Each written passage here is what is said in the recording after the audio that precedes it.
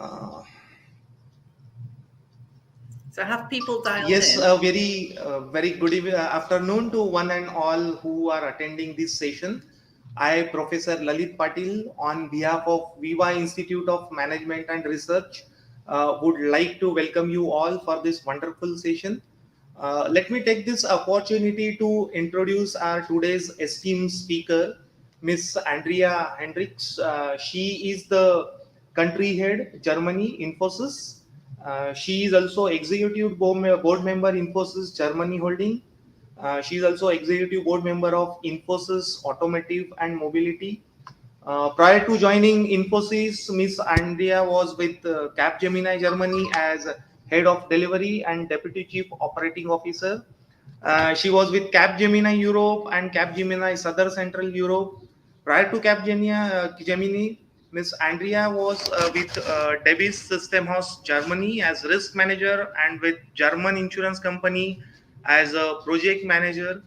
A person, an economic graduate and business management graduate, having more than 30 years rich work experience with the corporate. So today she will be discussing with the current economic scenarios, the challenges and career opportunities. With reference to this theme, I must mention here two major events that have happened throughout the globe. One was the COVID-19 pandemic outbreak, and the recent other was the war. So I think I'm not the correct person to talk about this. So without wasting much time, I would like to request Miss Andrea to start with her session and pass on the things to our students. Over to you, Andrea, madam. So first of all, thank you very much for the invite and this extensive introduction. Looking back at my career, it makes me almost feel old. Well, actually, I don't feel old. I need to ask two questions that are more of technical nature. If I press the hide button here, will then this thing go away, or will I completely disappear?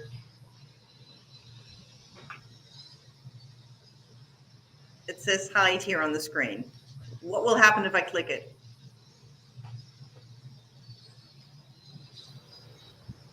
No, you are there only, madam.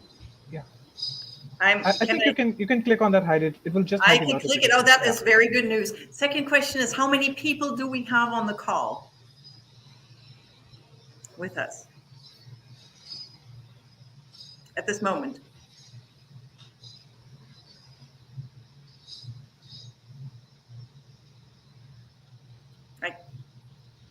I cannot hear. Yes, you are audible.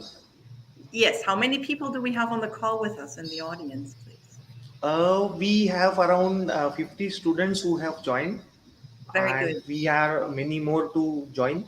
Our other staff members are coordinating so that majority of them should join the session. 50 students that are here on time. Let's not punish those that are here on time. Let's punish those that dial in late. Absolutely, madam.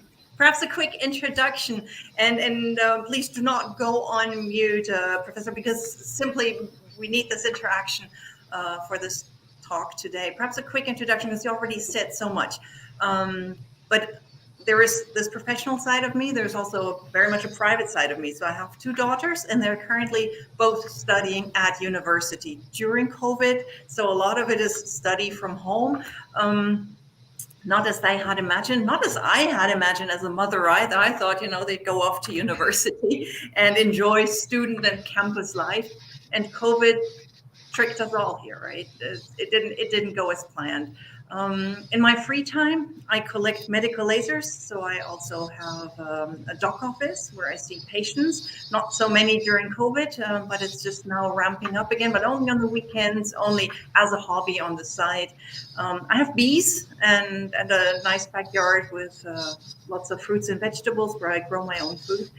So I try to balance IT with real life, so to speak. And let's get right into the topic of today, because you gave me a challenging and interesting topic, the challenges and career opportunities in current economic scenarios. And I felt rather intrigued by the topic because COVID actually gave us many challenges we had not expected before. So what I would like from the students here on the call today is that we will interact. The only way we can interact is how I was told is through the chat. Now I cannot see the chat directly. At least I think I cannot see it directly. I'm trying to operate on my phone in parallel. I will be asking questions. Please put your answers in the chat. And I'll also wait for your questions so that I can then respond to them. So thank you very much for being on this call. Let's talk about two men. And it's not just two men that I want to talk about, but also one woman, and that will be Eleanor Roosevelt, the wife of the U.S. president, former U.S. President Theodore Roosevelt. And that's her. So a bit of history. But talking about two men, the first question is, and this is an easy one, right? So if this would be an exam, you'll all pass it with straight A's. Who is this? Do we have answers here in the chat?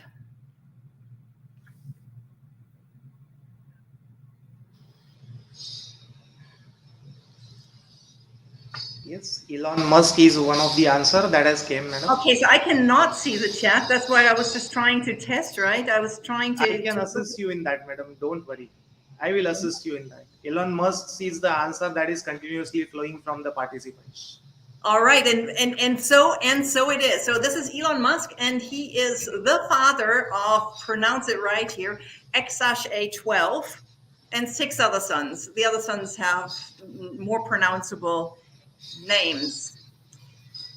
Now you might wonder, why am I putting this up here? Why am I mentioning the name of his son that is so random and so difficult to pronounce? Because Elon is standing for one side of IT that is very innovative. He is focused on future, be it Starlink, be it Tesla, be it the Hyperloop. He's head of 6, 7, 8, the numbers continuously growing organizations that are all focused on IT-driven future. Let's look at a second man. Do you know who this is? And this is really difficult now. Because when this guy was operating, many of you might not even have been born. Question is, do we get any answers here? Yes, we are yet to get the answer.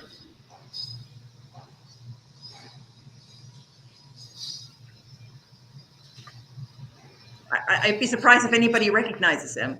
Yes, for this question, madam, we have not yet received any ping back. All right, well, don't feel dumb, stupid, or anything. This is the guy who was, let me give his name first. It's Mr. Lopez, Jose Ignacio Lopez de Ariotua.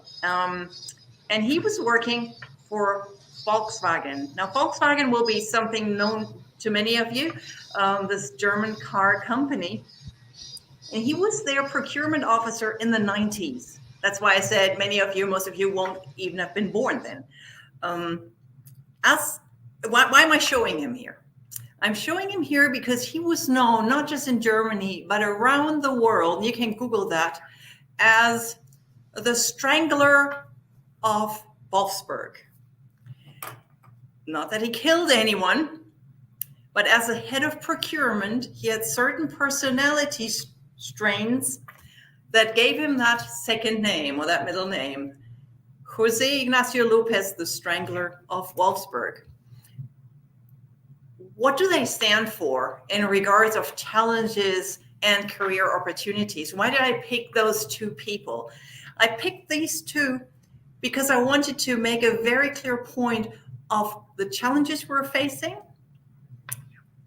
and the career opportunities. Number one, for example, what did he bring to the table? So Mr. Lopez brought to the table very precise definitions of IT services contracts. And when I say precise, he wouldn't just have it in the contract that an IT company needs to deliver one person or 2 or 3 or 100 people. No, he put it in that he needs one person full-time, 35.8 hours a week. And you think, oh my, isn't that a bit much? But apparently for him, it was lessons learned. And it changed the whole way IT contracts are being drafted in Germany, in Europe, and worldwide, to be more precise in what is actually being contracted. His price negotiations were extremely painful. Being the head of procurement, he made suppliers bleed. And not just in the automotive industry, it's all over manufacturing. By now, it's everywhere. Prices are being lowered and lowered and lowered again. It's only when a subcontractor or a supplier was crying and in tears and there's blood on the floor, he was happy. That's why they called him the Strangler of Wolfsburg. Of course, you can say, it's the head of procurement and how is procurement so important, but it's not so much the CEO, it's not so much the CIO, it's not so much the HR anymore. It's the procurement departments that are determining the rules of the game. And him being as strict as no one has ever seen it before, that gave him this Strangler name. He showed no mercy when pulling contractual penalties.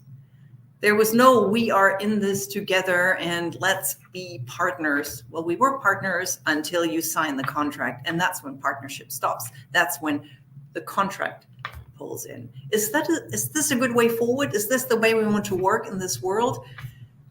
My personal view is it's so much easier if the contract, you sign it and then you forget about it and you just work towards solutions, because reality is always different from what was originally planned in the contract. And you need to have that flexibility. Only what he did was, of course, turn that into money. Wherever there was a chance to reduce price or to get extra services, that's what he was very famous for. And that's what the industry in IT is very famous for. So it's not exactly a walk in the park out there. With a continuous quest to lower prices further and further. So squeezing suppliers to get more value while paying less. So those are the challenges that we're facing. The challenges that all IT suppliers are under big constraints when it comes to the expectations of our customers in regards of delivery, in regards of services, and in regards of pricing. Well, we want to ask for more money in order to be able to pay our employees higher salaries, naturally, right? But also for the stakeholders to increase shareholder value. Our customers see this very, very differently. Now, he looks like a criminal in this picture, doesn't he? So, on the other hand, looking more like an entertainer, we have Elon Musk, whom you so rightfully immediately recognized. So, when talking about career opportunities, a couple of years back, Elon was asked that question, and his response was, he says, I think college is basically for fun. Now, I don't know if you feel like college is for fun and for fun only. But Elon thinks that it only proves that you can do your chores, but that it's not for learning. Colleges, universities are not for learning, is what he said. And he also said that he hopes to make this electric car company, Tesla, offer jobs that do not require university degrees. Now, that was a couple of years back. In Germany now, we've just opened a huge Tesla factory in Berlin, and the jobs that are on display there actually do ask for university degrees. So please, stick with it. Get your degree. Absolutely. He called it absurd. He said asking for a degree is absurd. The main requirement for employment at his companies would be only exceptional ability, whatever that is. And of course, being asked, he said, I don't consider going to college or going to university evidence of exceptional ability. Musk said, in fact, ideally, you dropped out. Now, why would he have said that? And now back to the chat. Why would he have said, ideally, you drop out of college and out of university, and please take it from me, don't do it. Don't drop out, right? But what are your ideas? Why would he have said such a thing? And now I'm curious what comes back. What's in the chat?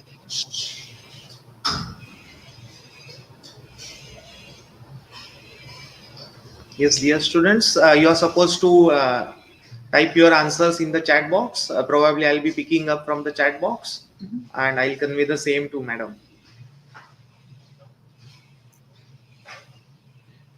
Why would anybody in his right mind, a multi-billionaire, think that colleges, universities are just for fun and you better drop out?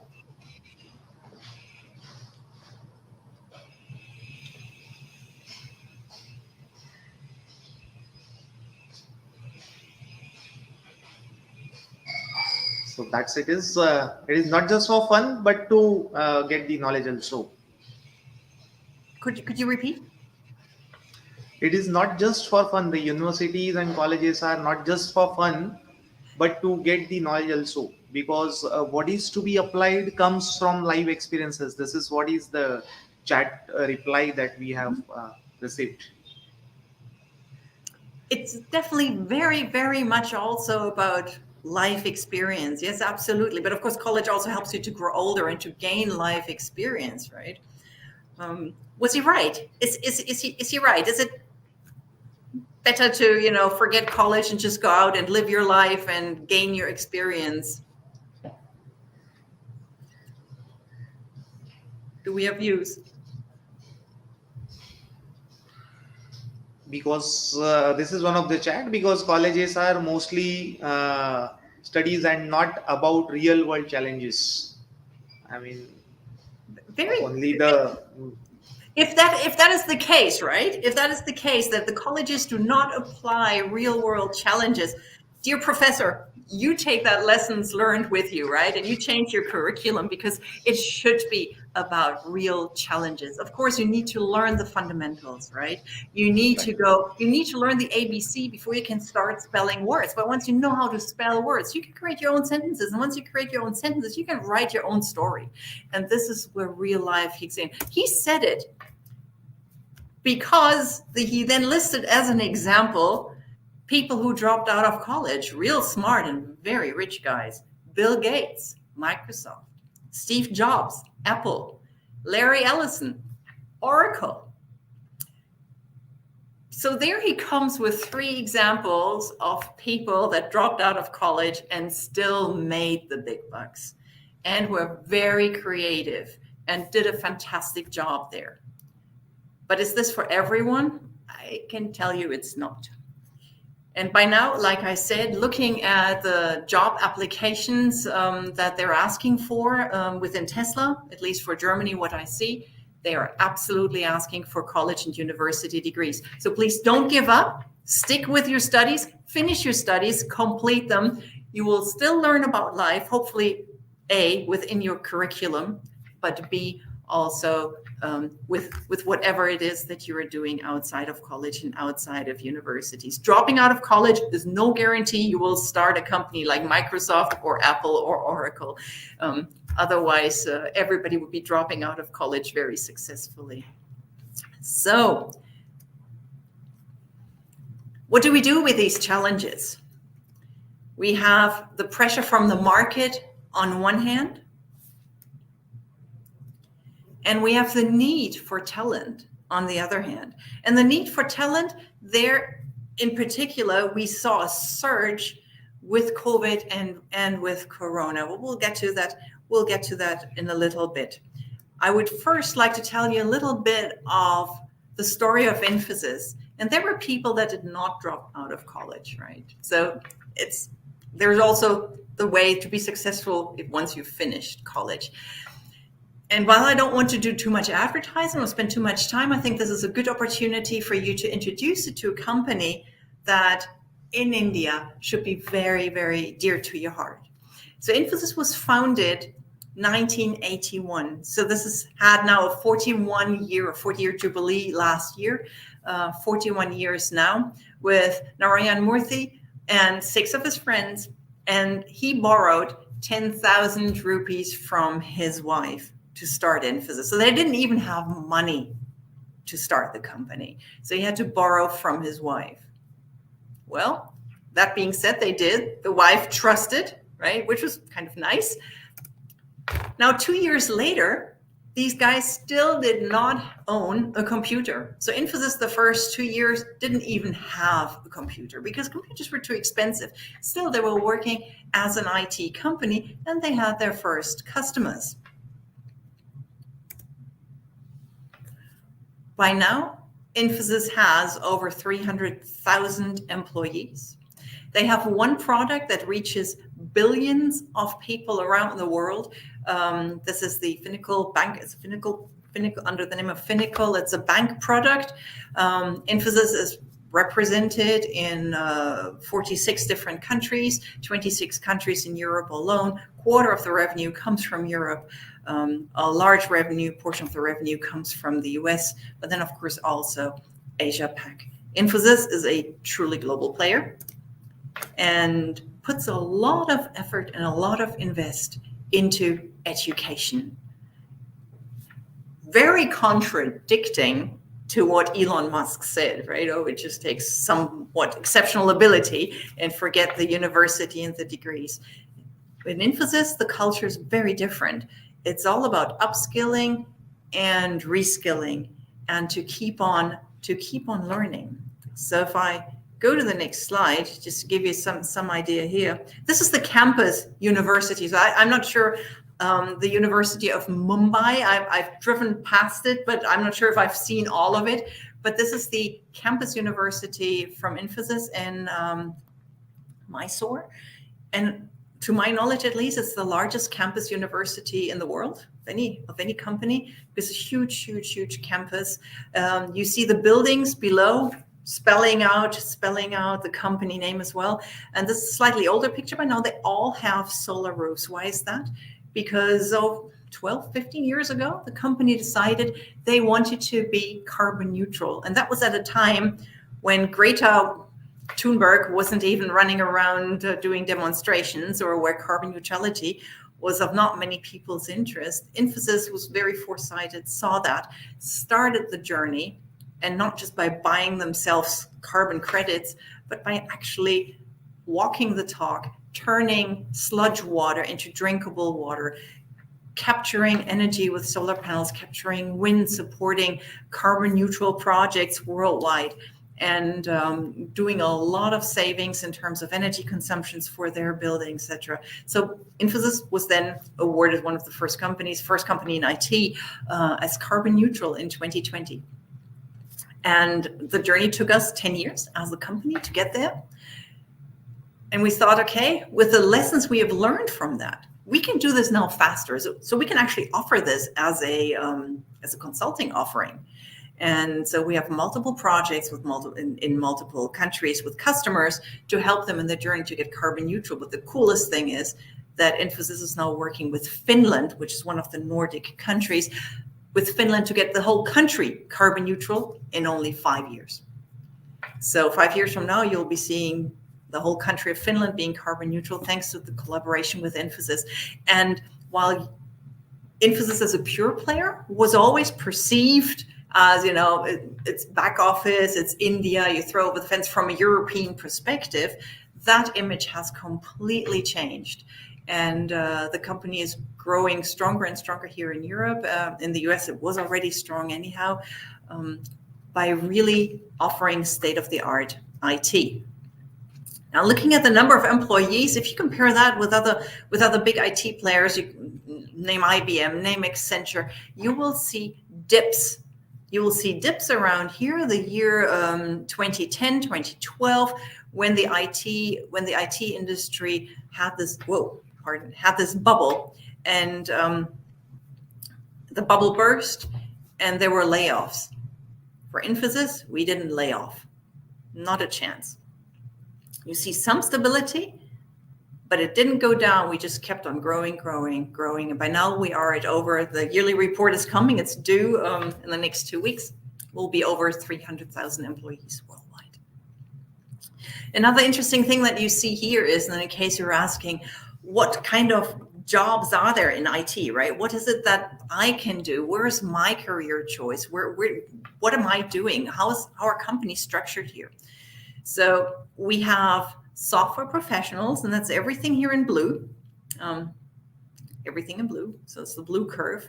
And then you have in yellow the sales and support functions. And with Infosys, this is very, very lean. The majority of the people, it's 6% in sales and support functions. The majority of the people are all on projects, exciting projects to develop to help our customers build the future. So this is, are there any questions towards this slide? Let me interrupt a little because I've been talking a lot.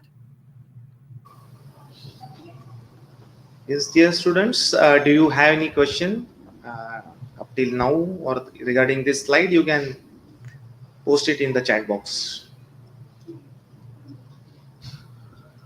Let's give it a second.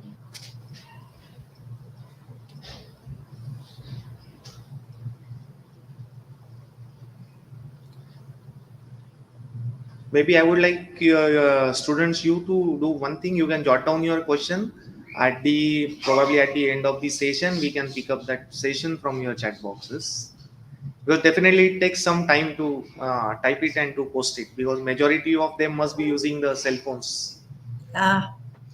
So it takes some time to type and post it. This is what I guess. If perhaps there are no questions at this moment, because I mean the curve is speaking for itself. Yes. And I joined Infosys 2 years ago, and I can tell you in all honesty, I regret that I didn't join earlier. I should have joined 10 years before, because ever since the IT dip, the growth has been so exceptional. That it's fun to do IT here. But enough of the advertisement pitch. I'm sure when I was a student, at least, I had no idea how my career would look like. I just knew I was doing IT. And back then, trust me, I did COBOL and Pascal. And you could say that those are niche skills by now, because everybody who knows COBOL has pretty much retired. 20 years ago, there was still a request for COBOL experts when the Y2K issue came up that changed the year 2000, which most of you'll not remember, but yearly digits were usually only 2 digits. So you had the month, the day of the month, and you had the year. And the year was usually just double digit, not 4 digits. So most systems were not ready for the year 2000. And the whole world was in panic, as in what will happen? Will there be an IT standstill? Because suddenly the grandma who was born in 1900 would now in the system be again 0 years old again. Or if she was born in 1899, she'd be considered to be 1 year old. And what would it do? What would happen? And so all the systems need to switch from double digits in the years into 4 digits, so that years were depicted as 1999 and then the year 2000. Luckily enough, there were not many incidents reported at all, be it in the banking and the insurance system and in all sorts of operations. That went quite well, and lots of the applications back then were still COBOL. So, talking about career tracks, what happens when you join an IT company? Now, be this Infosys, be this any IT company, the tracks will be more or less similar, because what you've seen is that 95% of the people work on projects, 6% work on sales or support functions. And of course, there as well, you have special career tracks. And having a career track is important. So if you are interviewing for a job, you want to ask your company or the potential future company about their career tracks. If they start stuttering and they don't have a clear vision, don't join that company. Here now you see an example that we're showing to applicants in the German market. So that's why you have here German faces with German names at the bottom. And we're explaining to them that when they start with Infosys, and it doesn't matter there whether it's in Germany or any other, or in India, any other country for that matter, we start with a training program to make sure that everyone has the same understanding of IT, because they all come from different colleges, different universities. Some are diploma holders, some have master degrees. They all have different understanding of IT and different depth. So we want to make sure that there is a minimum standard that everyone understands and speaks the same language. Plus, it gives them a good team to be in, because otherwise, dropping from university, we have a circle of friends, into the world of an IT consulting company could come to some of you quite as a shock. So it's good to have a team again, a team of new joiners, a team of graduate hires that are together, that solve challenges, that learn, that experiment, that try something out, that successfully do smaller projects, internal projects for the company, or for customers that they have asked for, just to get used to the way of working in a consulting company.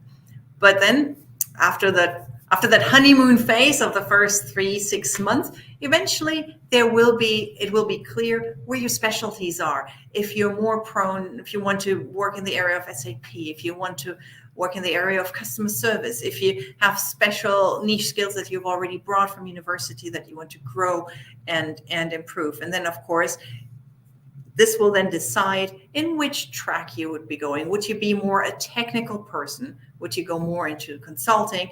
Or is project management more your kind of talent, because you love legal topics and you love financial topics, and this is just really what gets you kicking?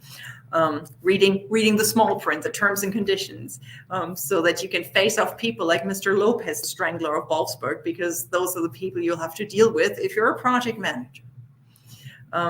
If you're in sales, because that's just what your passion is, to sell products, then of course there'll be a similar track. Or of course, like all companies, IT companies have support functions, be it HR, be it legal, facility management, controlling, marketing, all sorts of support functions that are of course also there and can give you a home. Once you're in these tracks, then you start off being an individual contributor. You're handling tasks with low complexity, gathering requirements, doing interviews, doing the startup work before from then on you start leading smaller groups. You're spreading your knowledge. By that time, perhaps you've seen 2 projects or 3 projects.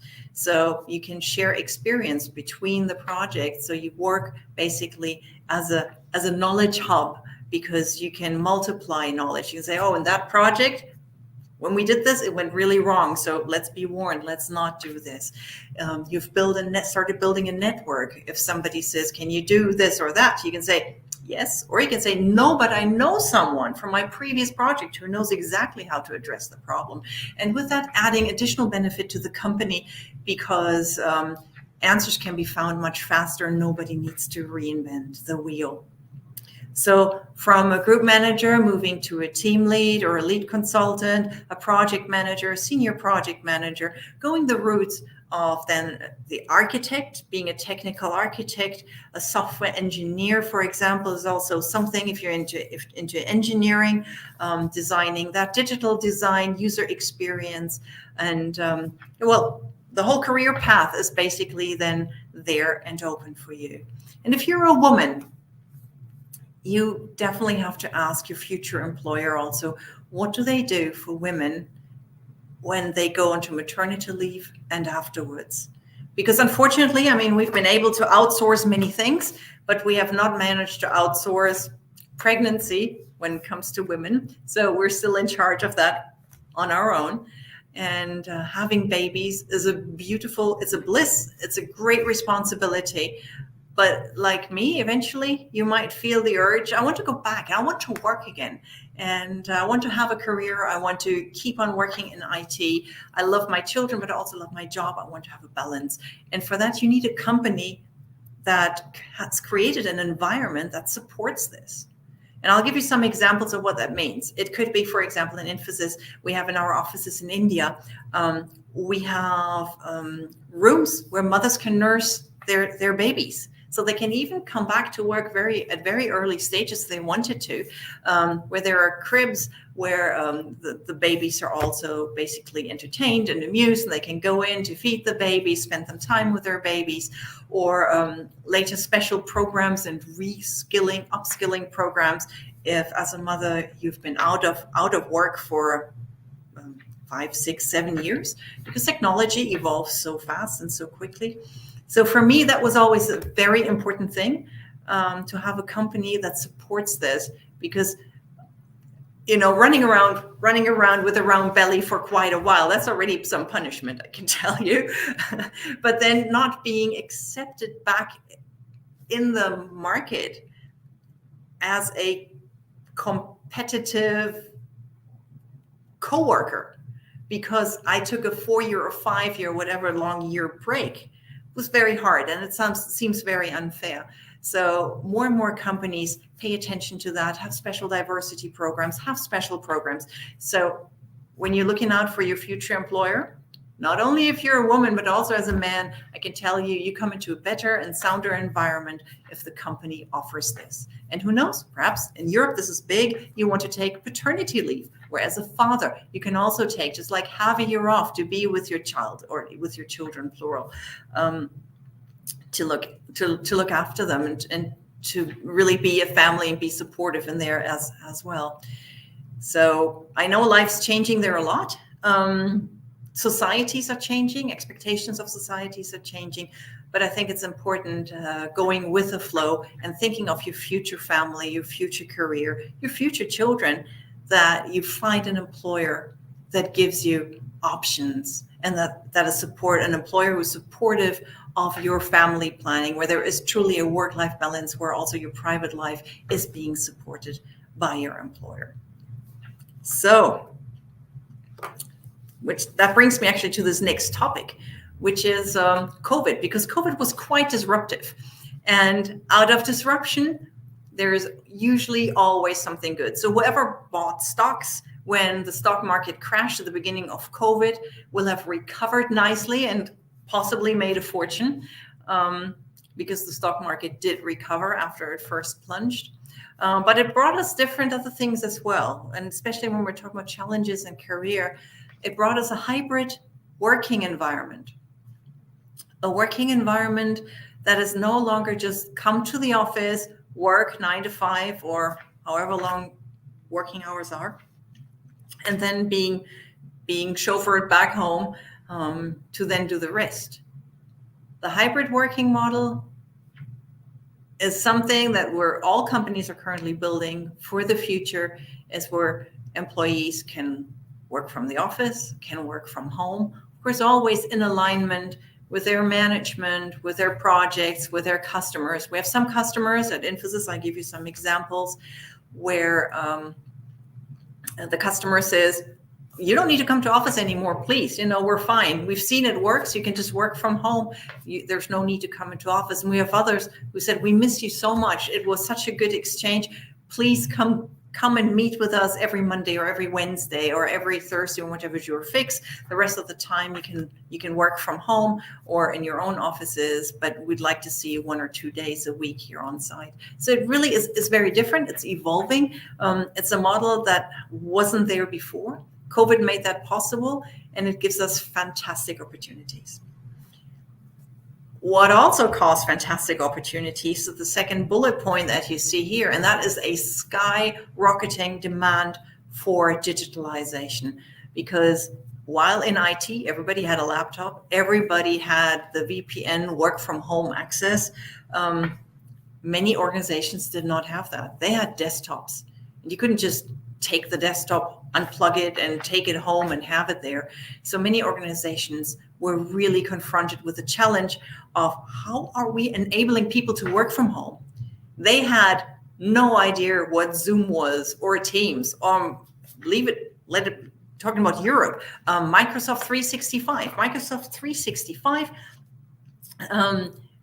there was the biggest question of, are we breaching data privacy here? What are being a US product, right? Where's the data in the cloud? Is it all safe? Can we use this? So while these discussions were ongoing, employees were stuck. They were not allowed to come into the office because of COVID. They couldn't work and collaborate because the systems weren't ready yet and approved yet. India was there a lot faster. Universities were usually a lot faster. It still took some universities 3 to 4 months, at least in Europe, before they were up to speed to have classes being done remotely. having tests and exams being set up remotely, permitting students to collaborate remotely. It was a skyrocketing demand for digitalization, and that resulted, of course, in a lack of local talent. So I'm so happy that you're there. All STEM students are more than welcome in IT. Please pass on the word. This is an industry that has future. It had future before COVID, and COVID worked as a booster, not as a booster shot, but just as a booster for the IT business.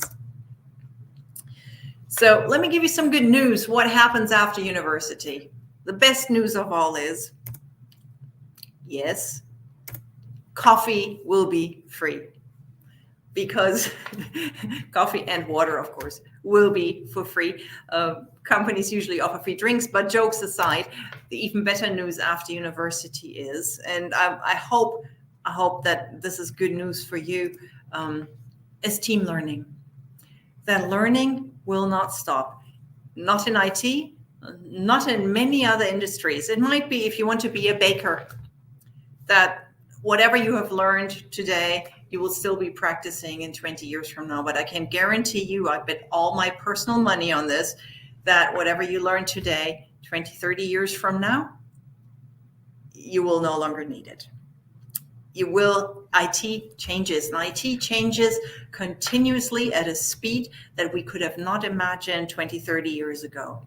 So today, it's not just that every year we get the new iPhone, right? But it's new programming languages, it's new technologies. And just last week, I was visiting with IBM and had a tour, and they showed me their quantum computer. And so talking about quantum technology, it will change the world. We just need some real good use cases there. So if you should have any, please reach out to me through LinkedIn. If you have good use cases for quantum computing, please let me know. I'll gladly look into this. I'll be discussing some use cases with IBM anyhow, things that we can do for Germany that we can apply. But whatever you learn today, you will need to keep on learning. And to me, that is fantastic news, because I feel like the moment I stop learning, I can just as well retire, right? And that's it. I no longer add value. It's the new learnings that's guiding us to help to build future with our customers, be it in sustainability, be it in quantum computing, be it in artificial intelligence. It is Eleanor Roosevelt, and I told you there was two men and a woman. So it's Eleanor Roosevelt who said, "It is today that we create the world of the future." And this is so true, because with everything that you learn today, that you start today, it will result in something in the future. So please do not drop out of college. Do not drop out of university. Finish your degrees and build future with us together. To navigate your next, it's one of the Infosys keywords and logos. You'll see it in the logo as well. Navigate your next. Building this digital workforce internally for us, but of course also with our customers, enabling them to be self-sufficient, of course, building autonomous systems and all of that with predictive learning, because we need to understand what is needed in the future. And autonomous systems is one area that really, really fascinates me. And just as a quick story here, Infosys in Germany, being an Indian company, we didn't get any public funding, because the question is always from German taxpayers, why are you paying an Indian company? Then the money goes to India. So I was fighting so hard for the last 2 years to get some public recognition that while we are an Indian company, we're also very active within Germany and growing and expanding. And so the end of last year, we got the good news that we got 1.6 million euros in funding for a sustainability project in Düsseldorf. It's about autonomous harvesting, autonomous farming with 5G and robotics. And so it's a very exciting project, and just one out of many very exciting projects that we're doing here in Germany locally. So hopefully one day, maybe I'll see you here and we can build a future together. So what is it that you need to learn in order to have a career in IT, in order to be there? Yes, you can learn COBOL and hope that there's still a customer who has this, but I can recommend don't do that. I would still like to ask that question in the chat. What the audience thinks. What do you think are the IT skills that are needed in the future? Just give me a couple of skills that you think are really relevant for tomorrow.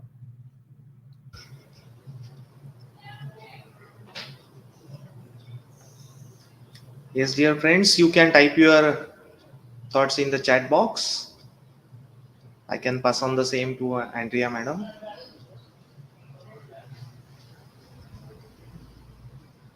Meanwhile, madam, they are typing their question. I'm sorry to break the flow. No. One of the answer that we have got is business analytics, artificial intelligence is the repeated input that has been provided by the learners. Mm-hmm. Okay, data analytics and artificial intelligence, definitely spot on. Anything else? Anything else we need in future? Machine learning, cloud computing, blockchain. These are the inputs that are flowing continuously now in the All chat right. box. Absolutely very true. And there are so many IT skills. Now I'll give you the top 10, and you might not find blockchain on here, but it's definitely also among the top 15 for sure. Programming skills. As boring as it might sound, it is still important in the future. Those applications, those solutions will not program themselves. No matter how smart we are at this current moment in time, we still need programming skills. Just thinking about fantastic solutions is not enough. Cybersecurity and zero trust is very high on the list. And the reason for that being is that, yes, with quantum computing on the edge, is that everything stands and falls with cybersecurity. And we've seen it now with the war in the Ukraine. The moment there are cyber attacks, there is a standstill and nothing works anymore. We don't want to have any electric outages for days and days on end because systems get hacked. We want to protect our financial data. So for banks, it's even more important. For military, imagine it's absolutely important. So the cybersecurity zero trust philosophy is something that if you want to be an expert in there, your future is more than guaranteed. Data analytics, I heard that being mentioned. Automation, absolutely. Software engineering. The old manufacturing, I mean, we've been talking the third, the fourth evolution of engineering. By now, it's all IoT.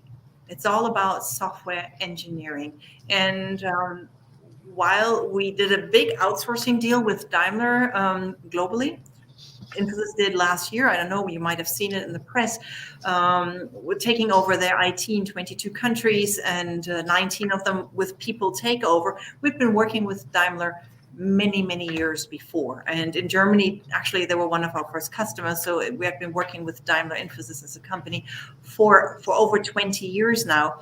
And one of the works we've been doing is in the area of software engineers designed lights for one of their cars. So it's not just IT, but it's how IT together with actual hardware like lamps and lights collaborate in the cars and vehicles. And it's of course not just the automobile industry, right? It's all of manufacturing, it's retail, it's logistics, it's banking, it's any sector basically, life science, energy, utilities, anything you can think of, software engineering.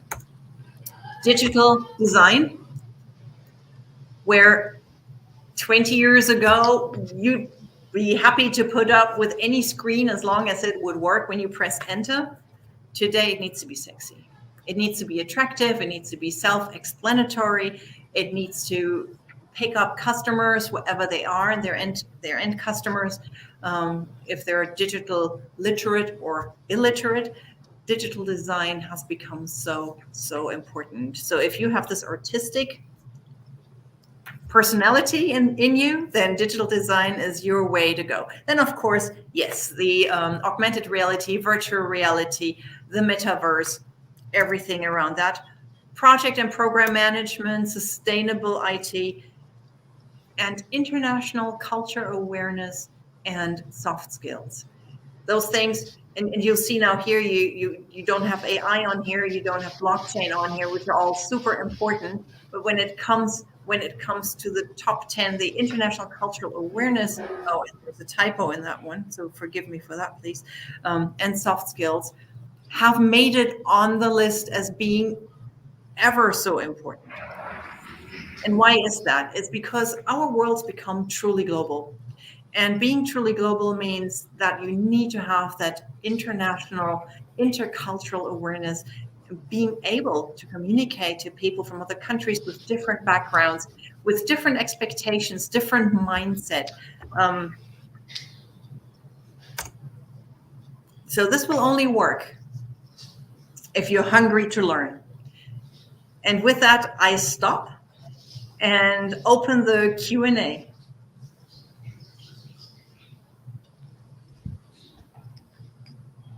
Yes, madam. Before we take up any question, one question has already raised by one of our learner.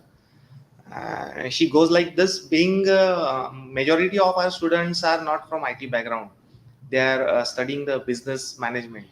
Okay. Yes. So the question goes like this: ki how many management professionals does the Infosys have? I mean, what is the scope? Being an IT company, what is the scope for the management professionals in Infosys?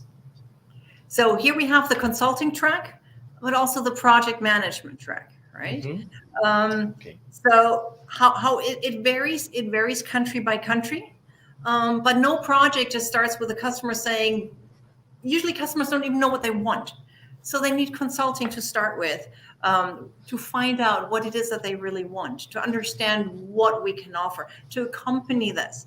Writing code is one thing, but the whole change management, bringing the organization to the new future state, this is where the whole consulting track comes in, the business management side.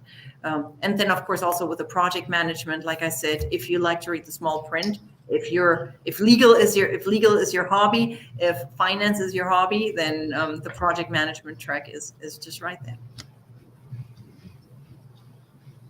Okay. Any other questions? Yes, dear students, you can keep posting your question. I'll be picking up those questions and pass it on to madam. I myself had a question, madam, regarding when you were talking about post-corona period, post-COVID. Yes. When we see the IT industry, wherein which, as you have also mentioned, and it is being proposed by a lot of organization, just to visit the company or organization or office only once or twice a day, twice a week, sorry. Mm-hmm. Okay. So when people are at their home, they have their kids around them. Okay. They have other elderly people around them. So according to you, what do you feel? Where do they work more comfortably? Do they at their home or at their offices? Because this is what is being continuously observed and continuously, I can say, put forward by many people, that it was very difficult for them during COVID period to look after their kids while working in the home. What are your thoughts, madam? Yes. So we've observed, of course, different scenarios, right? Because if you live in a small apartment with 5 other guys and they all have conference calls at the same time and you're not allowed to go out and there's nowhere else where you can go, then this is difficult. If you live with your family and your grandma, auntie, uncle, many kids running around and dogs and sheep and cows and whatnot, then it can also be very difficult because it could be loud and noisy. And for those people, it might be a great alternative to actually just come to office where they have a place where they can work, and when they're done with work, they can also, very clearly separate private time from work time. But then what we have actually observed in reality is a massive increase of productivity, because travel time is no longer given. I can visit BMW in Munich in the morning. I can have a meeting with Daimler over lunch in Stuttgart. In the afternoon, I can be with Volkswagen. Thank goodness the Strangler is gone by now. In the afternoon, at the completely other side of Germany, just because it's all virtual. It's all through Teams and collaboration tools. And this is what makes what is the charm that we see that came through COVID, that in this new hybrid working environment, there is more flexibility and more acceptance also on the customer side towards whatever fits best. Thank you, madam. We have got a couple of questions with your Now we have to permission. cut it. We have to really be careful and cut it down. 2 more questions? Yes, madam. 2 questions. I will be picking up these 2 questions and then we will wind with the session. The question goes like this: what are the scope and future in risk management in Infosys? This is what is the question. Future and scope of risk management. Yeah. I assume that this is around cybersecurity. Mm-hmm. And zero trust, the no risk policy. It's number 1 on the agenda. It is number 1 on the agenda. We have a dedicated hub in Bucharest, just dedicated to cybersecurity, a lab where we're innovating cybersecurity with our customers. Going ahead, we're investing $1 million every year into research. We're working on joint projects with the government in terms of cybersecurity. So if cybersecurity is your hobby, come to us. Great place to work. Okay. And this is the last question probably I'll be picking up. Ma'am, during your presentation, you have mentioned that around 90% of the employees are engaged in the project. I mean, the Yes. IT professionals in Infosys. 6% approximately of them are into sales. So one of the question goes like this: what do IT companies expect from the marketing professionals? Of course, this question will go with the sales. Marketing professionals. Yeah. Okay. So of course we also have marketing. That's one of the support and enabling functions. The marketing professionals, they help us with the branding in the market. It could be anything from running billboard campaigns, setting that up, giving us new templates, new designs for logos, to hosting press releases, arranging roundtables. Infosys is very big with Roland Garros and the tennis supporting there. And this is mainly all done and being pushed by marketing. So very colorful, diverse job in the marketing area. But it will be the same as for other companies as well, right? It's all about improving the branding for the company, dealing with the press, coming up with campaigns, making sure that Infosys is attractive as an employer as well as a supplier. And I am so sorry that I have to cut this short. It's usually not my way of working, but I do have a customer meeting now that I have to attend to. And so I thank you all very, very much for your patience here with me, with the technology. And if you still have questions, I'll gladly also answer them through LinkedIn. Just please reach out to me and I'll gladly connect. Thank you, everyone.